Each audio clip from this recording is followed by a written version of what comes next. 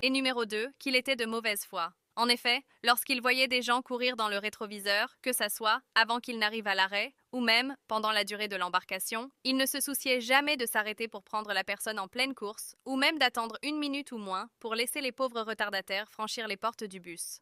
Le pire, c'était le petit sourire dans le coin qu'il abhorrait et les étincelles dans ses yeux à chaque fois qu'il fermait sèchement la porte sous le nez d'un malheureux. Mais le comble du comble, c'était, toutes les fois, où il accélérait sur le champignon, en gloussant, aussitôt qu'on lui faisait remarquer un sprinter dans le rétroviseur. J'étais en train de m'élancer vers l'arrêt lorsque je sentis le bus me dépasser.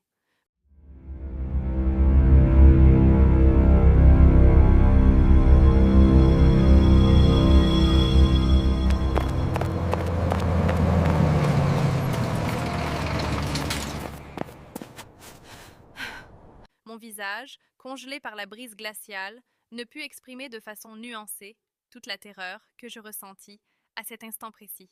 Mes jambes s'alourdirent et la pesanteur exercée sur mes vêtements d'hiver doubla, m'enfouissant de plus en plus dans les monticules de neige. Il fallait absolument que je rattrape ce bus.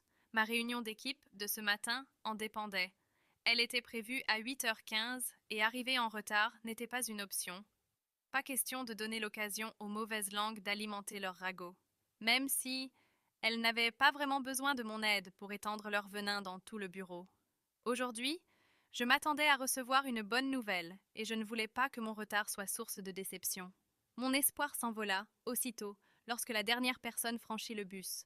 Le claquement de la porte sonna comme un glas. Le sadique au volant avait encore frappé.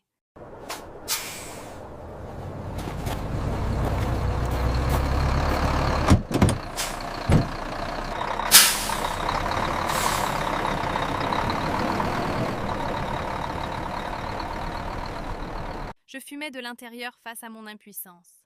L'épisode de plus que j'avais pris plaisir à regarder tard dans la nuit me laissait, maintenant, comme un arrière-goût amer. Le coup était